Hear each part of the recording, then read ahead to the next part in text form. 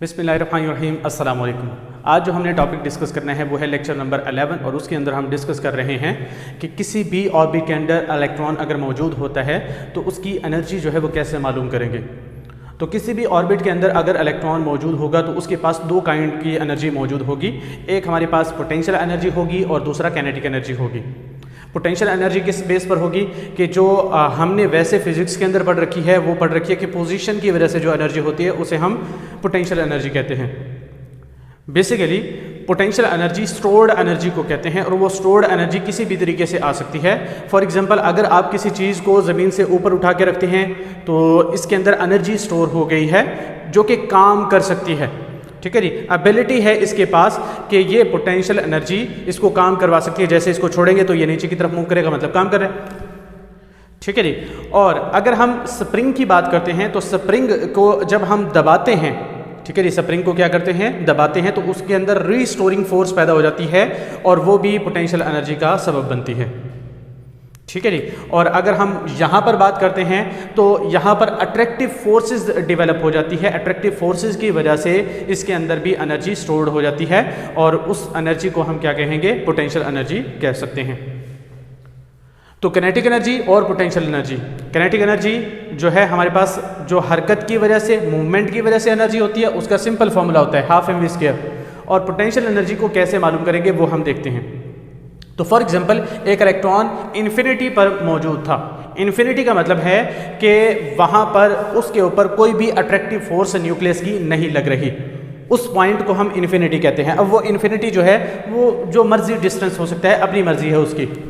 जैसे उसका 10 मीटर भी हो सकता है, 50 मीटर भी हो सकता है, 500 मीटर भी हो सकता है। इन्फिनिटी हम अपनी मर्जी के मुताबिक डिसाइड करते हैं।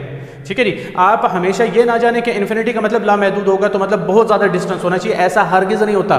जैसे आप जो है ना, फॉर एग्जांपल लेंस, वो जो फिजिक्स के अंदर आप कुछ पढ़ते हैं कन्वेक्स लेंस, कनकेव लेंस, और उसके अंदर जो है ना आप फोकल लेंथ जो है ना, फोकस पॉइंट आप कहते हैं कि इन्फिनिटी पर बन गया। इन्फिनिटी का मतलब क्या होगा, फॉर एग्जांपल अगर वो 50 मीटर पर जाकर बन रहा है तो आप पेज पर ड्रॉ नहीं कर सकते। ठीक है जी, आप शो नहीं करवा पाएंगे पेज पर, तो उसको हम क्या कहेंगे, इन्फिनिटी कह देंगे। हमारे लिहाज से लामहदूद है वो। ठीक है जी। उस डायग्राम के लिहाज से स्पेसिफिक क्या है, वो लामहदूद है, इन्फिनिटी है। तो इन्फिनिटी कुछ भी हो सकता है, मतलब जो हमारी लिमिट हमने सेट कर रखी है उससे ज़्यादा होगा। तो यहाँ पर क्या है जी कि जब इस पर अट्रैक्टिव फोर्सेस न्यूक्लियस की लगना ज़ीरो हो जाएगी, उस पॉइंट को हम क्या कहेंगे, इन्फिनिटी कहेंगे। तो ये हमारे पास इन्फिनिटी वाला पॉइंट है जिस पर पोटेंशियल एनर्जी क्या हो गई है, ज़ीरो हो गई है। अब हम करते क्या हैं, इस यहाँ पर इलेक्ट्रॉन जो है इसको उठा के और कहाँ लेके आते हैं, इस ऑर्बिट के अंदर लेके आते हैं और इस पर वर्क करते हैं। जब वर्क करेंगे तो इसके अंदर क्या होगी, एनर्जी स्टोर होती जाएगी। ओवरऑल अगर हम इसकी एनर्जी की बात करेंगे, इसकी एनर्जी कम होगी। ओवरऑल इसकी एनर्जी क्या हो जाएगी, कम। ऐसा क्यों है कि इसकी एनर्जी जो है जैसे जैसे हम इसको न्यूक्लियस के करीब लेके आते जा रहे हैं तो इसकी एनर्जी कम क्यों हो रही है। तो पोटेंशियल एनर्जी इसकी कम इसलिए हो जाती है, नेगेटिव में इसलिए चली जाती है क्योंकि जब हम जब उसको करीब लेके आ रहे होंगे तो इसके अंदर अट्रैक्टिव फोर्सेस डेवलप होगी। इलेक्ट्रॉन और न्यूक्लियस के दरमियान क्या होगी, अट्रैक्टिव फोर्सेस डेवलप होगी। और जब अट्रैक्शन होती है तो आपको पता है कि स्टेबिलिटी आ जाती है। क्या आ जाती है, स्टेबिलिटी। और जब स्टेबिलिटी आती है तो एनर्जी डिक्रीज हो जाती है, एनर्जी रिलीज होती है। और जब एनर्जी रिलीज होगी तो जाहिर सी बात है, जीरो से कम तो क्या होगा, अगर जीरो से भी एनर्जी रिलीज होना शुरू हो जाए तो वो नेगेटिव के अंदर जाएगा। ठीक है जी, क्योंकि +2 +1 0, और जीरो से अगर नीचे जाएंगे तो माइनस में चले जाएंगे हम। ठीक है जी, कि value below zero is always negative, negative होगी अब। और जैसे जैसे हम क्या करेंगे, करीब लेके आते जाएंगे, अट्रैक्टिव फोर्सेस बढ़ती चली जाएगी, एनर्जी ज्यादा रिलीज होगी और वो नेगेटिव के अंदर आता जाएगा। तो जो इलेक्ट्रॉन न्यूक्लियस के ज्यादा करीब होता है उसकी एनर्जी सबसे कम होती है, और जो इलेक्ट्रॉन न्यूक्लियस से दूर होता है उसके पास एनर्जी ज्यादा होती है। जैसे हमें पता ही है कि 5वें ऑर्बिट और पहले ऑर्बिट में से किसकी एनर्जी ज्यादा होगी, जाहिर सी बात है 5वें ऑर्बिट की एनर्जी ज्यादा होती है और पहले वाले की कम होती है।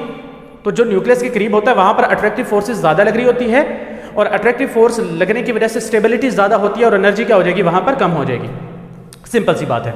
ठीक है जी। तो अब हम क्या रहे हैं कि उस इलेक्ट्रॉन को न्यूक्लियस के करीब इस ऑर्बिट के अंदर लेके आ रहे हैं, लेकिन जैसे जैसे हम करीब लेके आ रहे होंगे, क्या जो फोर्स अप्लाई हो रही है उस इलेक्ट्रॉन पर वो सेम रहेगी?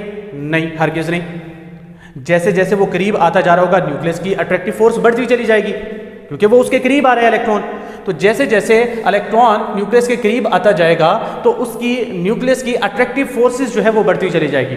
और अगर अट्रैक्टिव फोर्स बढ़ती चली जा रही है, अब फोर्स कांस्टेंट नहीं है, लेकिन हमारे पास वेक्टर चीज जो है वो कांस्टेंट होनी चाहिए अगर हमने मल्टीप्लाई करना है, क्योंकि वर्क डन का फॉर्मूला क्या होता है, आपने फिजिक्स के अकॉर्डिंग जो है वो पढ़ा होगा ना, ठीक है जी। फिजिक्स के अकॉर्डिंग जो है वो पढ़ा होगा कि force multiply by distance, force multiply by distance होता है। तो फोर्स क्या होनी चाहिए, कांस्टेंट होनी चाहिए। तो फोर्स जो है हमने क्या रखनी है, कांस्टेंट रखनी है। तो वो कैसे कांस्टेंट रखेंगे, अगर यहाँ पर काफ़ी सारे डिस्टेंस मतलब फोर्स जो है वो चेंज होती जा रही है, तो हम कैसे करेंगे वो हम देखते हैं इसको, तो कैसे फोर्स को कांस्टेंट कर सकते हैं, ठीक है जी। तो वो कैसे करेंगे, फॉर एग्जांपल एक कार जो है वो मूव कर रही है और यहाँ पर फोर्स जो है वो चेंज होती चली जा रही है। पहले कम फोर्स लग रही थी, जब गाड़ी स्टार्ट करेंगे तो जाहिर सी बात है कम फोर्स होगी, लेकिन जैसे जैसे जो है ना वो बढ़ती चली जाएगी तो ज़्यादा फोर्स होती जाएगी, स्पीड ज़्यादा होती चली जाएगी। लेट्स से मैं कहता हूँ कि इस गाड़ी पर जो फोर्स अप्लाई हो रही है यहाँ पर 5 न्यूटन हो रही है, ठीक है जी, सॉरी 5 न्यूटन, यहाँ पर 3 न्यूटन हो रही है। मैं बढ़ाता चला जाता हूँ अभी फ़िलहाल के लिए, 7 न्यूटन, 10 न्यूटन, 13 न्यूटन, ठीक है जी। उसके बाद 15 न्यूटन और 20 न्यूटन, और फिर कम होती चली जाती हैं, चले 18 न्यूटन, 15 न्यूटन, 12 न्यूटन, 10 न्यूटन और 7 न्यूटन, 3 न्यूटन। तो अब हर जगह पर फोर्स तो सेम नहीं है, फोर्स चेंज होती चली जा रही है। तो हम करते क्या हैं, आपने फिजिक्स के अंदर जो है 4th चैप्टर या 3rd चैप्टर के अंदर ये वाला रूल पढ़ा होगा कि अगर फोर्स डिफरेंट डिस्टेंस के अंदर चेंज होती चली जा रही है तो हम क्या करते हैं, उस पूरे डिस्टेंस को छोटे छोटे हिस्सों के अंदर तकसीम कर देते, छोटे छोटे पैचेस के अंदर तकसीम कर देते हैं। और इस तरीके से पैच में तकसीम करते हैं कि जो एक छोटा पैच आएगा कम से कम उस पैच के अंदर जो है ना फोर्स कांस्टेंट रहे। कम से कम इस पैच के अंदर हमने अब पूरे डिस्टेंस को छोटे छोटे पैचेस के अंदर कन्वर्ट कर दिया, कम से कम इस पैच के अंदर जो है ना फोर्स कांस्टेंट होनी चाहिए। तो हम क्या करेंगे, यहाँ पर इसका डिस्टेंस जो है ना, फॉर एग्जांपल हर एक गैप का मैंने कहा है कि 5 मीटर है, ठीक है जी। तो इक्वल डिस्टेंस के अंदर उसको तकसीम कर दिया। फॉर एग्जांपल इस 5 मीटर के अंदर 5 न्यूटन फोर्स है, पहले इसकी मालूम कर लूंगा, 5 multiply by 5 force multiply by distance है ना, तो 5 न्यूटन मल्टीप्लाई बाय 5 मीटर, तो क्या आ जाएगा 25 आ जाएगा। इसका अलग से वर्क डन मालूम कर लिया, इसका अलग से मालूम कर लेना है, इसका अलग से, इसका अलग से, इसका अलग से, हर एक का अलग अलग वर्क मालूम कर लूंगा और फिर मैं क्या करूंगा, उसको इंटीग्रेट कर लूंगा, इकट्ठा कर लूंगा, तो हमारे पास टोटल वर्क डन आ जाएगा। तो इसी तरीके से हमने क्या करना है, टोटल वर्क डन को मालूम कर रहे हैं। हमने करना क्या है, ये जो पूरा पाथ है इसको हम क्या करेंगे, छोटे छोटे पाथ के अंदर तकसीम कर देंगे और वो छोटे पाथ का डिस्टेंस जो है वो कितना है, dr, और कम से कम उस पाथ के अंदर, उस पैच के अंदर क्या है, कम से कम फोर्स कांस्टेंट होगी, ठीक है जी। तो इस तरीके से हम क्या करेंगे, वर्क डन को मालूम कर लेंगे। जब उस पर वर्क हो रहा होगा तो उसके अंदर मैंने अभी आपको बताया कि जब उस पर वर्क करेंगे इसको करीब लेके आने के लिए, ठीक है जी, जब उस पर वर्क करेंगे उसको करीब लेके आने के लिए तो उसके अंदर एक एनर्जी स्टोर हो जाएगी, उसके अंदर एक एनर्जी स्टोर हो जाएगी। और ये मैंने अभी आपको बताया है कि वो एनर्जी पोटेंशियल एनर्जी होगी, वो काम करने की सलाहियत रखती है। और एनर्जी क्यों स्टोर हुई है, क्योंकि बेसिकली यहां पर अट्रैक्टिव फोर्सेस डेवलप हो रही है कि इलेक्ट्रॉन जब न्यूक्लियस के करीब आ रहा होगा अट्रैक्टिव फोर्सेस डेवलप हो रही है, और अट्रैक्टिव फोर्सेस की वजह से जो एनर्जी आएगी वो कौन सी आएगी, पोटेंशियल एनर्जी आएगी। तो इसको कैसे बता सकते हैं कि पोटेंशियल एनर्जी बेसिकली क्या है, कि work done on electron in carrying it from infinity to specific orbit is stored in the form of potential energy. तो जितना हम वर्क करेंगे उतना ही उसके अंदर पोटेंशियल एनर्जी स्टोर हो जाएगी, ठीक है जी, उतना ही उसके अंदर पोटेंशियल एनर्जी स्टोर हो जाएगी। और ये भी फिजिक्स के अंदर आपने कहीं ना कहीं पढ़ा है कि हम जब जो है ना वो क्या करते हैं, एक बॉडी को ऊपर की तरफ लेके जाते हैं तो पोटेंशियल एनर्जी उसके अंदर स्टोर हो जाती है, और जब आप इन्फिनिटी तक लेके जाते हैं तो एब्सोल्यूट पोटेंशियल एनर्जी कहते हैं। वो सारी चीज़ें आपने पढ़ रखी है ये, तो उससे लिंक कर लेना है थोड़ा बहुत, लेकिन मैं ओवरऑल मैं आपको समझा रहा हूँ कि यहाँ पर भी आपको समझ में आ जाए, ठीक है जी। तो मतलब क्या हुआ, हमें करना क्या है, ये जो पूरा पाथ है इसको छोटे छोटे पैचेस के अंदर तकसीम करना है और हर पैच का जो डिस्टेंस है वो कितना है, dr है, और हर एक के ऊपर फोर्स जो लग रही होगी वो फोर्स कितनी होगी, वो इलेक्ट्रिक फोर्स होगी। सिंपल सी बात है, इलेक्ट्रॉन पर न्यूक्लियस की फोर्स कौन सी होती है, इलेक्ट्रिक फोर्स। पीछे डिस्टेंस के अंदर एनर्जी रेडियस की डेरिवेशन के अंदर भी हमने देखा था ना, तो वही फोर्स का फॉर्मूला हमने यहाँ पर भी अप्लाई करना है। तो कोई भी फोर्स हमने मालूम करनी है, ठीक है जी, कोई भी वर्क डन हमने मालूम करना है। अब वर्क डन ऑफ पाथ 1 या पैच 1 जो है वो मालूम करते हैं। तो इलेक्ट्रिक फोर्स कौन सी होगी, ठीक है जी, W1 जो है हमने मालूम करना है। तो W1 वो किस चीज़ के इक्वल होगा जी, इलेक्ट्रिक फोर्स। इलेक्ट्रिक फोर्स का फॉर्मूला हमें पता है FE मल्टीप्लाई बाय dr, और FE जो है वो कितना है, हमने पीछे पढ़ा था ना, ठीक है जी, वही हमने अप्लाई कर रहे हैं, ZE² over 4 pi epsilon not R² dot dr।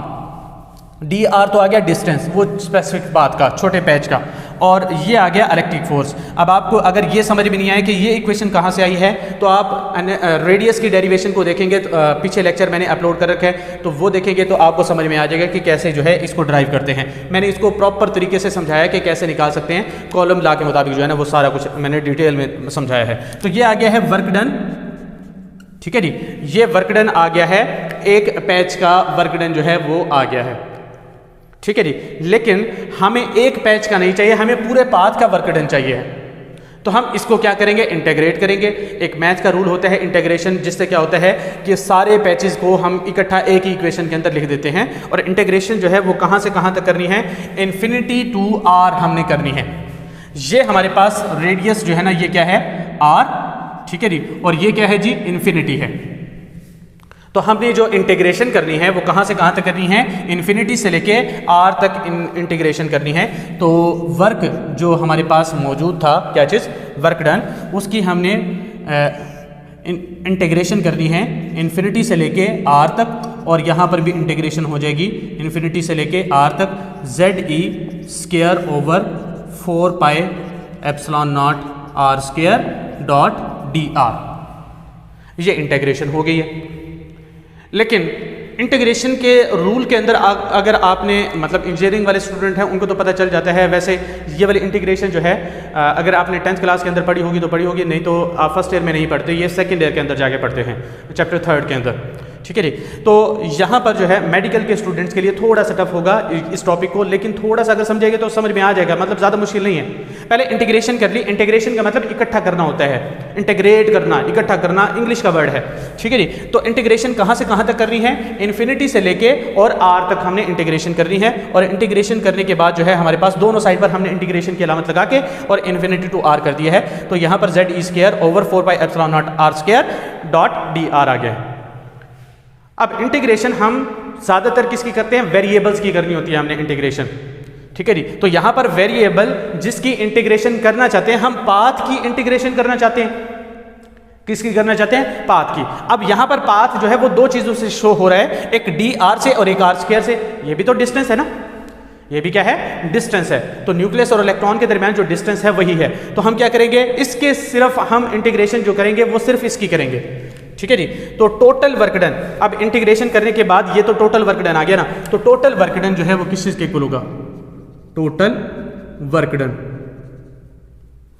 Total work done is equal to, तो ZE² over 4 pi epsilon not, ठीक है जी।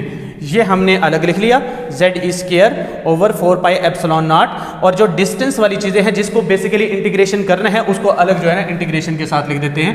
तो यहाँ पर इंटीग्रेशन इन्फिनिटी टू r, और यहाँ पर क्या आ जाएगा जी हमारे पास ये वाला 1 ओवर R² डॉट dr यहाँ पर आ गया है। इसको हमने अलग लिख दिया है, 1 ओवर R² को भी और dr को भी हमने अलग लिख दिया है, ठीक है जी। अब हमने करना क्या है, इसकी इंटीग्रेशन करनी है। इंटीग्रेशन करने से पहले आप जो है ना R² को ऊपर ले जाएं, ठीक है जी। तो W जो है टोटल वर्क डन, मैं अब टोटल वर्क डन W से ही शो कर दूंगा, ठीक है जी। तो W जो है वो किस चीज़ के इक्वल आएगा, ZE² over 4 pi epsilon not, ठीक है जी। और आगे क्या आएगा जी, हमारे पास इंटीग्रेशन है इन्फिनिटी से लेके r तक, और r -2 आ जाएगा। जब ऊपर जाएगा ये +2 है, ऊपर जाके क्या हो जाता है -2 डॉट dr आ जाता है। और बस अब आगे जो है ना एक छोटा सा पॉइंट है जो कि आपने समझना है। अभी तक तो वैसी सिंपल सी बातें चल रही हैं कि इंटीग्रेशन ले लिया है, फिर उसके बाद जो है ना r² और dr को अलग करके लिख दिया है और r² को ऊपर लेके गए हैं तो -2 हो गया। बस अब ये जो है ना एक पॉइंट जो आएगा ना वो आपने थोड़ा सा रट्टा सा लगा लेना है, मेडिकल वाले स्टूडेंट खास तौर पे और इंजीनियरिंग वाले भी, क्योंकि इंजीनियरिंग वालों को भी ये समझ में नहीं आएगा क्योंकि सेकंड ईयर में आप पढ़ते हैं। तो आपने रट्टा क्या लगाना है कि और थोड़ा सा सही तरीके से अगर रट्टा लगाएंगे ना, मतलब मैं आपको समझा दूंगा कि थोड़ा सा ना ट्रिक क्या है इसके रट्टा लगाने की। तो ZE²/4πε0 और यहाँ पर रट्टा आपने ये लगाना है कि यहाँ पर क्या है जी r-2 है ना, r की पावर -2, यहाँ पर +1 कर देना है, यहाँ पर क्या कर देना है +1 कर देना है और यही जो पावर है इसको बटे में लिख देना है -2 + 1। बस ये आपको आना चाहिए, बाकी अब हो गया है सब कुछ। ठीक है जी, आपने इंटीग्रेशन ले ली है। तो इंटीग्रेशन कैसे लेनी है, आपने करना क्या है, r की पावर -2 है उसके अंदर क्या कर देना है +1 कर देना है और डिवाइडेड में क्या कर देना है वही पावर जो है ना आपने सेम की सेम लिख देनी है -2 + 1। ठीक है जी, और यहाँ पर जो है ना ∞ to r है। ठीक है, ये इंटीग्रेशन हो गई है, मतलब अब जो है ना वो वैसे लिखा है हमने। तो W total work done = ZE²/4πε0 आ गया। ठीक है जी, ये वैसे का वैसे आ गया। अब यहाँ पर क्या बचा है जी, r -2 + 1 क्या हो जाएगा -1 ओवर क्या आ जाएगा -1 आ जाएगा, ओवर क्या आ जाएगा -1 आ जाएगा। अब -1 को इसके साथ मल्टीप्लाई करेंगे तो ये पूरी वैल्यू जो है वो क्या हो जाएगी माइनस की हो जाएगी, ZE²/4πε0। ठीक है जी, ε0 और डॉट क्या है जी r-1 है अभी। अब अगर आप देखें वो r की पावर -1 के अंदर है और अगर हम उसको नीचे ले जाएंगे तो वो +1 हो जाएगी, सिंपल सी बात है। ठीक है जी, तो W यानी टोटल वर्क डन दोबारा लिख देते हैं, चलें, टोटल वर्क डन = क्या आ जाएगा ZE²/4πε0 और ये जो r-1 है ये यहाँ पर आकर क्या हो जाएगा +1 का हो जाएगा और यहाँ पर नीचे आ जाएगा। ठीक है जी, और टोटल वर्क डन अभी हमने कहा था कि वर्क डन किस चीज़ के इक्वल होता है, पोटेंशियल एनर्जी के इक्वल होता है। तो यहाँ पर हमने क्या मालूम कर ली है, पोटेंशियल एनर्जी जो है वो मालूम कर ली है, पोटेंशियल एनर्जी जो है वो मालूम कर ली है और वो कितनी आई है -ZE²/4πε0 r। ये हमारे पास इक्वेशन नंबर हम क्या देते हैं 1 पोटेंशियल एनर्जी के लिए। ठीक है जी, या फिर हम इसको इक्वेशन नंबर 1 कह देते हैं और इसको इक्वेशन नंबर 2 कह देते हैं, ताकि इक्वेशन नंबर 1 के अंदर जो है ना पोटेंशियल एनर्जी और काइनेटिक एनर्जी दोनों की वैल्यूज पुट करनी होती है। अब हम काइनेटिक एनर्जी के लिए इक्वेशन निकालने शुरू करते हैं जी। फॉर काइनेटिक एनर्जी, उसके लिए भी थोड़ा सा बस हमने लेके चलना है, सही तरीके से लेके चलेंगे तो आपको समझ में आ जाएगा कि कैसे जो है ना इसके लिए लेके चलनी है। वैसे आप जो है ना इसको भी थोड़ा सा आगे जो है ना कन्वर्ट कर सकते हैं। ठीक है जी, ये जो r हमारे पास आया है इसको भी आगे कन्वर्ट करना होता है वैसे, तो हम जो है ना इसको अभी फ़िलहाल के लिए इसको ऐसे रखें। अच्छा, काइनेटिक एनर्जी जो है उसको हम कैसे मालूम करते हैं जी, ½ mv² से मालूम करते हैं। कैसे मालूम करते हैं, ½ mv² से। तो यहाँ पर जो है ना काइनेटिक एनर्जी के लिए इक्वेशन को ड्राइव करते हैं, काइनेटिक एनर्जी = ½ mv² है। ठीक है जी, क्या है ½ mv² है। और आपको पता है कि इलेक्ट्रॉन जब यहाँ पर आएगा तो वो ऑर्बिट के अंदर रिवॉल्व करेगा। जब इलेक्ट्रॉन इस ऑर्बिट के अंदर आएगा तो वो रिवॉल्व करेगा और जब रिवॉल्व कर रहा होता है उस पर 2 फोर्सेज लगती है। याद करें पिछला टॉपिक, उस पर 2 फोर्सेज लगती है, एक सेंट्रीपिटल फोर्स और एक सेंट्रीफ्यूगल फोर्स। सेंट्रीफ्यूगल फोर्स क्या होती है mv²/r। ठीक है जी, वो तो हमने वैसे लिखी थी। और जो सेंट्रीपिटल फोर्स होती है वो इलेक्ट्रिक फोर्स थी यहाँ पर ZE²/4πε0 r²। ठीक है जी, तो ऑन सर्कुलेटिंग इलेक्ट्रॉन लिख सकते हैं आप। ठीक है जी, ऑन सर्कुलेटिंग इलेक्ट्रॉन जो इलेक्ट्रॉन सर्कुलेट कर रहा होगा उस पर 2 फोर्सेस लग रही होगी। एक जो है ना फोर्स क्या होगी सेंट्रीपिटल होगी और एक क्या होगी सेंट्रीफ्यूगल फोर्स होगी। ठीक है, या आप जो है ना यहाँ पर सेंट्रीफ्यूगल कह दें और यहाँ पर क्या कह दें सेंट्रीपिटल फोर्स कह दें, जैसे आपकी मर्जी है। सेंट्रीफ्यूगल फोर्स क्या है जी, mv square over R, mv square over R. और सेंट्रीपिटल फोर्स क्या है जी, z ई स्क्वायर, ऊपर क्या आते हैं, चार्जेस आते हैं, z e square over 4 pi epsilon naught r square आ जाएगा। ठीक है जी। अगर एक आर से एक आर को कैंसिल करें तो हमारे पास m v square is equal to आ जाएगा z e square over 4 pi epsilon naught r, एक आर बच जाएगा यहाँ पर। ये हम कह देते हैं कोई भी इक्वेशन है। अब ये जो एम वी स्क्वायर की वैल्यू आई है, किस चीज़ की वैल्यू आई है, एम वी स्क्वायर की वैल्यू, क्या हम यहाँ पर एम वी स्क्वायर की वैल्यू पुट कर सकते हैं? पुट कर सकते हैं, जाहिर सी बात है। एम वी स्क्वायर की यहाँ पर वैल्यू क्या करेंगे, हम पुट करेंगे, क्या ये है z e square over 4 pi epsilon naught R, और यहाँ पर हाफ पहले से मौजूद है, तो kinetic energy is equal to half पहले से मौजूद है। ठीक है जी, हाफ जो है इसके अंदर पहले से मौजूद है। और आपने करना क्या है, इसको इक्वेशन नंबर 3 भी कह देते हैं, चले इक्वेशन नंबर 3 के अंदर हमने इसको पुट करना है। ठीक है जी, तो हाफ पहले से मौजूद है और एम वी स्क्वायर की जगह पर आपने क्या लिखना है, z e square 4 pi epsilon naught r.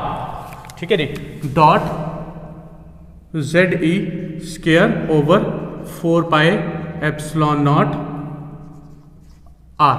ठीक है जी, ये हमने लिख दिया। अगर आप इनको डिवाइड करेंगे, सॉरी मल्टीप्लाई करेंगे नीचे वाली चीज़ों को, तो हमारे पास किनेटिक एनर्जी आ जाएगी z e square over 8 pi epsilon naught R, जो है हमारे पास ये वैल्यू आ जाएगी किनेटिक एनर्जी की। और इसको हम कहेंगे इक्वेशन नंबर 4। अब आपने करना क्या है कि वैल्यूज ऑफ पोटेंशियल एनर्जी हमने मालूम कर ली है और किनेटिक एनर्जी मालूम कर ली है, और दोनों की वैल्यूज को हमने कहाँ पर पुट करना है, टोटल एनर्जी के अंदर पुट कर देना है। ठीक है जी, अब यहाँ पर लिख सकते हैं हम कि values of potential energy and kinetic energy from equation, कहाँ से, इक्वेशन कौन कौन सी थी, एक 2 थी और एक क्या थी, 4 थी। ठीक है जी, फ्रॉम इक्वेशन 2 एंड 4 रिस्पेक्टिवली। ठीक है जी, respectively are put in equation, कौन सी इक्वेशन में पुट करना है, इक्वेशन नंबर 1 के अंदर पुट करना है, टोटल एनर्जी वाली इक्वेशन के अंदर पुट करेंगे। ठीक है जी, तो टोटल एनर्जी जो है वो कैसे आ जाएगी हमारे पास, टोटल एनर्जी ई। ठीक है जी, अब उसकी वैल्यू कैसे आएगी, इक्वेशन नंबर 2 क्या है, ये वाली है हमारे पास। ठीक है जी, और वो किस चीज़ के इक्वल थी, माइनस, या पहले जो है ना किनेटिक एनर्जी की वैल्यू पुट कर देते हैं। किनेटिक एनर्जी जो है वो क्या है, z e square over 8 pi epsilon naught r आ गया। ठीक है जी, ऊपर 4 वाली इक्वेशन, और minus z e square over 4 pi epsilon naught r, minus z e square over 4 pi epsilon naught r. ठीक है जी, ये वाली जो इक्वेशन है ये हमने किनेटिक एनर्जी 4 से, और जो आगे वाली इक्वेशन है ये हमने यहाँ से 2 से उठा ली है। ठीक है जी, दोनों को हमने पुट कर दिया है। अब हमने क्या करना है, इसका एलसीएम ले लेना है। तो एलसीएम कितना आएगा जी, energy is equal to LCM 8 pi epsilon naught r, ये वाला आ गया है, तो ये तो कॉमन आ गया, तो z ई स्क्वायर ही आ जाएगा। ठीक है जी, यहाँ पर ये वाला कॉमन आ गया, तो ऊपर क्या बचेगा, z ई स्क्वायर आ जाएगा। लेकिन यहाँ पर अगर कॉमन लेते हैं तो बचता है 2, और 2 को इससे मल्टीप्लाई करेंगे तो क्या आ जाएगा, -2 z ई स्क्वायर आ जाएगा। ठीक है जी, अब इसको अगर हम माइनस करते हैं, ये है z ई स्क्वायर और ये है -2 z ई स्क्वायर, ये एक किस्म का ये है z ई स्क्वायर को x मान लेते हैं। क्या मान लेते हैं, x। तो यहाँ पर x है, z ई स्क्वायर को क्या कर लेते हैं, मान लेते हैं x, तो x -2x है, सिंपल, z ई स्क्वायर है, तो यहाँ पर 1 है, यहाँ पर 2 है, तो क्या होगा, -x आ जाएगा। ठीक है जी, यहाँ पर क्या आ जाएगा, -x जो है वो आ जाएगा। तो हम इस यहाँ पर पुट कर सकते हैं कि E इज इक्वल टू क्या आ जाएगा, -z e square over 8 pi epsilon naught r आ जाएगा। समझ में आ जाएगी बात। अब यहाँ पर आपने क्या करना है, मैं जो शुरू में कह रहा था कि आर की वैल्यू जो है ना वो भी आपने फाइंड आउट करनी है। आर की इक्वेशन हमने पीछे डेरिवेशंस की थी ना, तो वही आपने इक्वेशन, लास्ट वाली जो इक्वेशन थी वो आपने ड्राइव करके यहाँ पर लिख देनी होती है। ठीक है जी, तो आर की इक्वेशन जो है वो क्या थी हमारे पास, आर इज इक्वल टू क्या था, epsilon naught n square h square over Z e square pi m, ठीक है जी, ये हमारे पास मौजूद था वहाँ पर। तो अब आपने करना क्या है, इसी इक्वेशन को यहाँ पर इक्वेशन नंबर 5 कह देते हैं यहाँ पर इसको। इक्वेशन की नंबर्स जो है ना वो बढ़ते चले जा रहे हैं, मतलब इतने सारी इक्वेशन हो जाएंगे। अच्छा, अब इक्वेशन नंबर 5 के अंदर हम क्या करते हैं, आर की वैल्यू को पुट कर देते हैं। तो हमारे पास एनर्जी जो है वो किस चीज़ के इक्वल आ जाएगी, energy is equal to minus Z e square over 8 pi epsilon naught. R की वैल्यू जो है ना एज इट इज़ उठा के लिखनी होती है पहले तो, ठीक है जी। तो क्या आएगा, epsilon naught n square h square over क्या आ जाएगा, Z e square pi M. ये वैसे के वैसे उठा के लिख दी है। अब ये वाला जो सेकंड वाला है ना, ये इसके साथ ही हो जाएगा, लेकिन ये थर्ड ओवर के अंदर है, 1 2 और 3, ये थर्ड वाला कहाँ चला जाता है, ऊपर चला जाता है। ऐसे रूल होता है हमारे पास, ठीक है जी, कि जो थर्ड वाला होता है वो कहाँ चला जाता है, ऊपर चला जाता है। तो एनर्जी जो है वो कैसे आ जाएगी हमारे पास, कि इसको हम ऊपर ले जाएंगे तो माइनस जेड ई स्क्वायर आ गया, और ये जो नीचे वाली चीज़ है ये ऊपर जाएगी तो प्लस मल्टीप्लाई बाय क्या हो जाएगी, Z e square pi M. ये वाली जो है मल्टीप्लाई हो गई है, ठीक है जी, नीचे वाली। अब इनको आपस में मल्टीप्लाई कर देना है, तो 8 पाई एप्सिलॉन नॉट का क्या आ जाएगा, स्क्वायर आ जाएगा, ठीक है जी। एप्सिलॉन नॉट का क्या आ जाएगा, एप्सिलॉन नॉट का स्क्वायर आ जाएगा, और एन स्क्वायर और एच स्क्वायर आ गया। अब जो चीज़ें कटती हैं उनको काट देते हैं। तो हमारे पास कौन कौन सी चीज़ें कटती हैं, पहले तो ये पाई जो है ना, एक पाई से कैंसिल हो जाता है, ठीक है जी, एक पाई से कैंसिल हो जाता है। उसके बाद और कोई चीज़ कटती है जी, और हमारे पास जो है वो कुछ भी नहीं कटता। तो यहाँ पर जो है हम वैल्यू जो निकालेंगे एनर्जी की वो क्या आएगी, वैल्यू आती है माइनस जेड जो है यहाँ पर क्या हो जाएगा, जेड स्क्वायर हो जाएगा, ठीक है जी। एक जेड और एक जेड क्या हो जाएगा, जेड स्क्वायर, और ई की क्या हो जाएगी, 4 हो जाएगी, और यहाँ पर क्या आ जाएगा, एम ओवर नीचे क्या बचा है जी, 8 एप्सिलॉन नॉट स्क्वायर, ठीक है जी, epsilon naught square n square h square. अब अगर यहाँ पर देखें, अगर हम हाइड्रोजन के लिए ये वाली इक्वेशन ड्राइव कर रहे हैं, किसके लिए ड्राइव कर रहे हैं, हाइड्रोजन के लिए इस इक्वेशन को ड्राइव कर रहे हैं, तो फिर आपने करना क्या है कि आपने z को 1 के इक्वल कर देना होता है, ठीक है जी। ये आपको पता ही है, पिछले केस के अंदर भी हमने यही किया था। फॉर हाइड्रोजन, हाइड्रोजन के लिए z इज इक्वल टू क्या हो जाता है, 1 हो जाता है, ठीक है जी, z इज इक्वल टू 1। और जब z इज इक्वल टू 1 हो जाएगा तो मतलब ये कैंसिल हो जाएगा, खत्म हो जाएगा, 1 का स्क्वायर भी 1 ही होता है ना, ठीक है जी। तो E इज इक्वल टू आ जाएगा हमारे पास, एनर्जी जो है वो किस चीज़ के इक्वल आ जाएगी, तो यहाँ पर इसको ख़त्म कर दे तो माइनस ई की पावर 4m, ऊपर जो होगा माइनस E4m डिवाइडेड बाय क्या आएगा, 8 epsilon naught square n square h square, 8, ठीक है जी, क्या है जी, एप्सिलॉन नॉट स्क्वायर, उसके बाद क्या है जी, एन स्क्वायर एच स्क्वायर, ये आ गया हमारे पास। अब अगर आप देखें यहाँ पर तो सारी चीज़ें ऑलमोस्ट कांस्टेंट है सिवाय एन के, ठीक है जी। यहाँ पर E चार्ज है, M मास है, E एप्सिलॉन नॉट है, और ये भी वैल्यू कांस्टेंट होती है, और H क्या है, प्लैंक्स कांस्टेंट है। इन सब की वैल्यूज मैंने आपको पहले भी बता रखी है, अभी बता देता हूँ कि E जो है वो चार्ज ऑन इलेक्ट्रॉन है, E क्या है, चार्ज ऑन इलेक्ट्रॉन है, समझ में आ रही बात, E क्या है, चार्ज ऑन इलेक्ट्रॉन है, M मास ऑफ इलेक्ट्रॉन है, मास ऑफ इलेक्ट्रॉन है, ये भी कांस्टेंट होता है, एप्सिलॉन नॉट, ठीक है जी, इसकी वैल्यू अभी आपको पता होती है, मैं आपको लिख के बता देता हूं। और H जो है वो क्या है जी, प्लैंक्स कांस्टेंट है, प्लैंक्स कांस्टेंट है। तो सब की वैल्यू अगर आपको पता है, मतलब कांस्टेंट है, तो जाहिर सी बात है पता होगी। अब इसकी जो वैल्यू होती है वो कितनी होती है जी, इनकी वैल्यूज लिख देते हैं। 1.6 multiply by 10 raised power minus 19 column इसकी वैल्यू होती है, आपको पता ही होती है। Mass of electron 9.1 multiply by 10 raised power minus 31 kg, ये भी पता होती है। Epsilon not 8.85 multiply by 10 raised power minus क्या होती है 12, ठीक है जी, 8.85 multiply by 10 raised power minus 12 जो है कॉलम स्क्वायर, ठीक है जी, और पर न्यूटन पर मीटर स्क्वायर होता है, या तो ये हो जाता है, या फिर अगर न्यूटन मीटर को देखें ना तो कॉलम स्क्वायर जो है ना और पर जोल और पर मीटर भी बच जाता है। ठीक है जी, ये आप फिजिक्स के अंदर देखते हैं, यहाँ पर समझाने की ज़रूरत नहीं है मुझे। तो ये यूनिट या ये यूनिट जो मर्जी आपने याद रखना है वो याद रख सकते हैं। और प्लांक्स कांस्टेंट की वैल्यू जो है हमारे पास कितनी होती है 6.626 मल्टीप्लाई बाय 10⁻⁻34 जूल सेकेंड। ये सारी वैल्यूज़ जो है आपको पता ही होती है। अब जब ये सारी वैल्यूज़ अगर आपको पता है और हमने यहाँ पर जो है कहा है कि सारी कांस्टेंट है, तो हम क्या करते हैं, इनको अलग लिख लेते हैं और n को हम अलग लिख लेते हैं। तो E इज इक्वल टू क्या आ जाएगा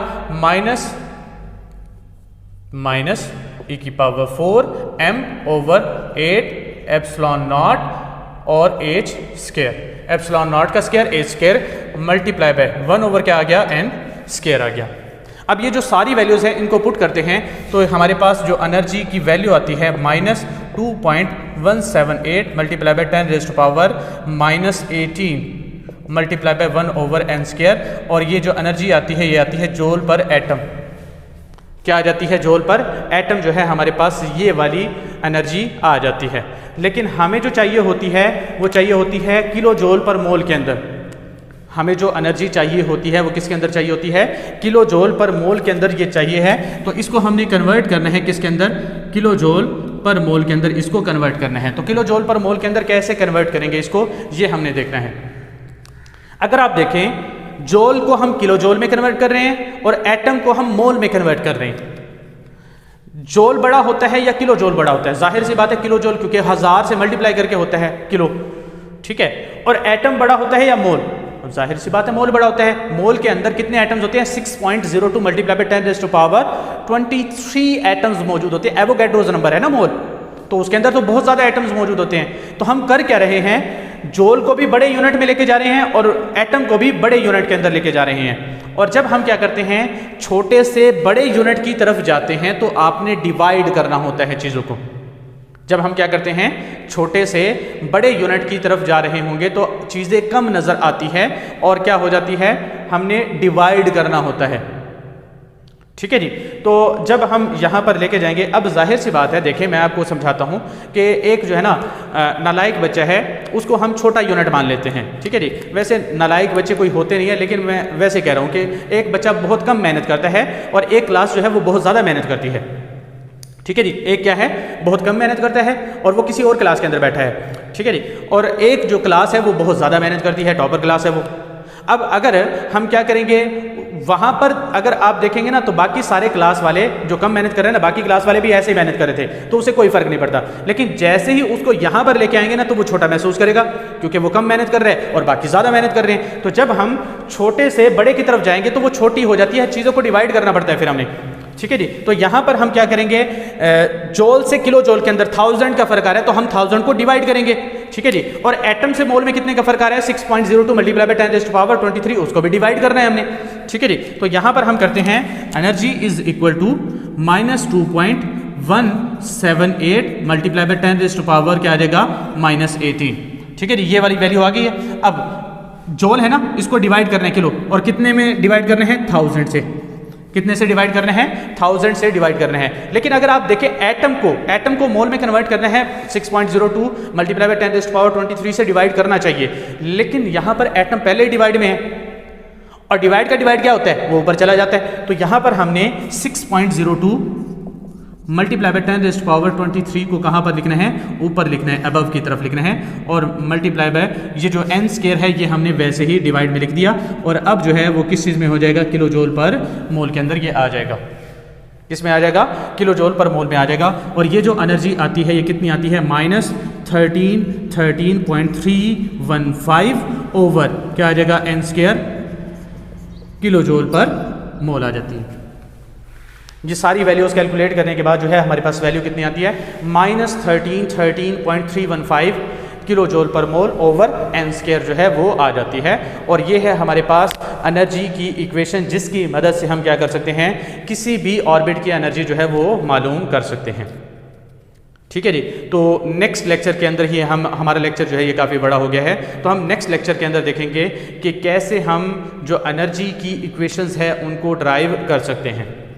ठीक है जी, मतलब ये एक एनर्जी की इक्वेशन तो ड्राइव कर ली है, हम कैसे किसी भी ऑर्बिट की एनर्जी मालूम करनी है, और एनर्जी गैप जो है उसमें क्या असर पड़ता है जब हम ऑर्बिट्स को इंक्रीज करते चले जाते हैं, वो हमने देखना है। और इन्फिनिटी से जो हम पहले ऑर्बिट तक लेके आते हैं उसमें एनर्जी चेंज कितना आता है वो भी हमने मालूम करना है। पहली बात, हम किसी भी ऑर्बिट का जो एनर्जी है, किसी ऑर्बिट की एनर्जी जो है वो मालूम करनी है तो वो मालूम कर सकते हैं। और वो कैसे मालूम करनी है, हमारे पास फॉर्मूला होता है, मैं फॉर्मूला जो है ना अलग से लिख देता हूँ ताकि आपको समझ में आ जाए कि e की power n is equal to क्या होता है -13.315 over n square kilojoule per mole होती है। ठीक है जी, तो ये हमारे पास एक इक्वेशन है, जनरल इक्वेशन, जो कि हमने ड्राइव की थी पीछे। तो अगर आप n की जगह पर पहले ऑर्बिट की मालूम करना चाहते हैं तो 1 पुट कर देंगे, 1 का स्क्वायर इज इक्वल टू 1 आ जाएगा। तो -13.315 पहले ऑर्बिट की एनर्जी आ जाएगी। पहले ऑर्बिट में जो भी इलेक्ट्रॉन रिवॉल्व कर रहा होगा तो इसकी एनर्जी यही होगी। दूसरे ऑर्बिट के इलेक्ट्रॉन की एनर्जी अगर मालूम करनी है तो यहाँ पर 2 का स्क्वायर पुट करेंगे, n की जगह पर क्या करेंगे, दूसरे ऑर्बिट यानी 2 जो है वो पुट करेंगे, 2 का स्क्वायर तो 4 आ जाएगा। और इसकी आ जाएगी -328.32 किलो जूल पर मोल आ जाएगी। अगर थर्ड के लिए मालूम करनी है तो हम क्या करेंगे, यहाँ पर 3 का स्क्वायर 9 से डिवाइड करेंगे, कितना आएगा -145.92 किलो जूल पर मोल। फोर्थ के लिए मालूम करनी है, 4 का स्क्वायर 16 और 16 को डिवाइड करेंगे -82.08 किलो जूल पर मोल आ जाएगी।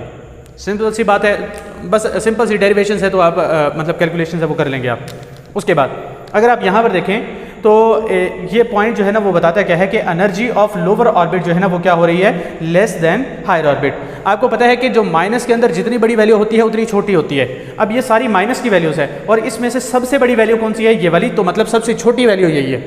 तो पहले ऑर्बिट की यानी लोअर ऑर्बिट की जो न्यूक्लियस के करीब होता है उसकी एनर्जी सबसे कम होती है। और वो एनर्जी कम क्यों होती है, क्योंकि जैसे जैसे वो न्यूक्लियस के करीब आ रहा होता है तो उसके अंदर अट्रैक्टिव फोर्सेस डेवलप हो रही होती है।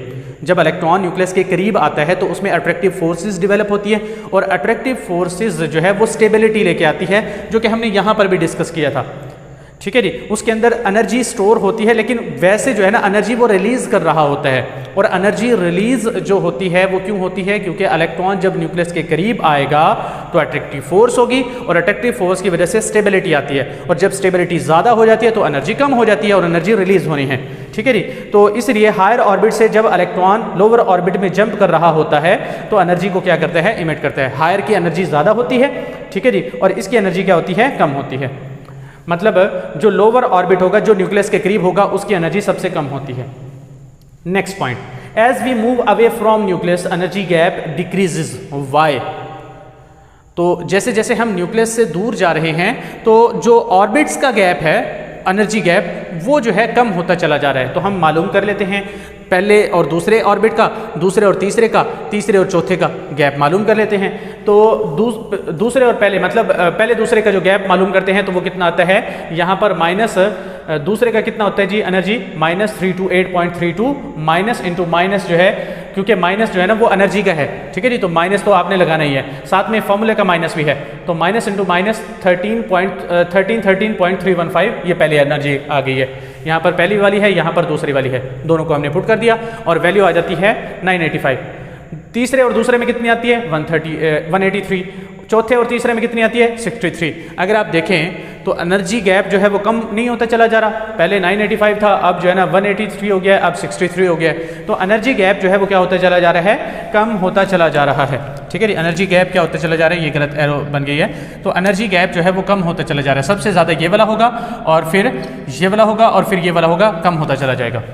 ठीक है जी, तो अगर ये शॉर्ट क्वेश्चन आ जाता है तो बस इसी तरीके से आपने अटेम्प्ट कर देना है और आपका शॉर्ट क्वेश्चन जो है वो कंप्लीट हो जाएगा। अगर हाँ आप वैल्यूज़ अलग से बताना चाहते हैं, पहले बता देनी है आपने कि 1 की ये है, 2 की है, 3 की है, 4 की ये है, और फिर आपने गैप्स मालूम करने हैं और ये प्रूव कर देना है। उसके बाद लास्ट में क्या है जी, energy difference between infinity and first orbit. कि इन्फिनिटी मतलब ये वाला, ठीक है जी, और फर्स्ट ऑर्बिट के दरमियान जो है वो कितना, अब वहाँ पर तो एनर्जी ज़ीरो होती है ना, पोटेंशियल एनर्जी क्या थी, ज़ीरो थी, तो वहाँ पर एनर्जी क्या होगी, ज़ीरो होगी। और पहले ऑर्बिट की एनर्जी आपको पता है -13.315 होती है। ठीक है जी, तो यहाँ पर जो है ना E इन्फिनिटी माइनस E1। अगर किसी बच्चे का सवाल ये है ना कि यहाँ पर सर पोटेंशियल एनर्जी ज़ीरो है, काइनेटिक एनर्जी तो होगी, नहीं, वहाँ पर इलेक्ट्रॉन जो है ना वो साकिन होता है, मतलब उसकी काइनेटिक एनर्जी होती नहीं है। काइनेटिक एनर्जी भी नहीं है, पोटेंशियल एनर्जी वैसे ज़ीरो है क्योंकि अट्रैक्टिव फोर्स नहीं है, लग रही है उस पर। तो दोनों चीज़ें जीरो है तो मतलब ओवरऑल जीरो ही है एनर्जी। तो -13 ये पहले ऑर्बिट की है, ये हायर ऑर्बिट की है, ठीक है जी। तो गैप मालूम कर रहे हैं तो क्या करेंगे, हायर में से लोअर को माइनस कर देंगे, ठीक है जी। तो हायर जो है हमारे पास क्या है जी, 0 इन्फिनिटी है, माइनस जो है ना वो आ गया है -13.315 ये आ गया है, तो प्लस हो जाएगा और कितना आ जाएगा, गैप जो है वो कितना आता है 13.315 आता है। अब बात आपको समझ में आएगी जो कि मैं शुरू में भी कर रहा था पिछले लेक्चर के अंदर भी, कि जब हम इलेक्ट्रॉन को लेके आते हैं इन्फिनिटी से उस ऑर्बिट के अंदर तो उसके अंदर कितनी एनर्जी स्टोर हो जाती है, जितनी कि उसके अंदर एनर्जी कम हुई है। अब कितनी उसके अंदर एनर्जी कम हो गई है, -13.315। जीरो से कहाँ चला गया है, -13.315, और माइनस के अंदर जितनी बड़ी वैल्यू होती जाएगी उतनी कम होती चली जाती है, मतलब हम कम में जा रहे हैं ना, ठीक है जी। जीरो से अगर नीचे जा रहे हैं तो इसका मतलब क्या है कि value below zero is negative, और वो कम होती है तो मतलब वो कम होती चली जा रही है, और वो एनर्जी गई कहाँ पर है, वो स्टेबिलिटी हासिल करने के लिए रिलीज हो जाती है, तो इसलिए माइनस में वैल्यू आ जाती है। समझ में आ जाएगी बात। तो ये 3 कंक्लूजन थी।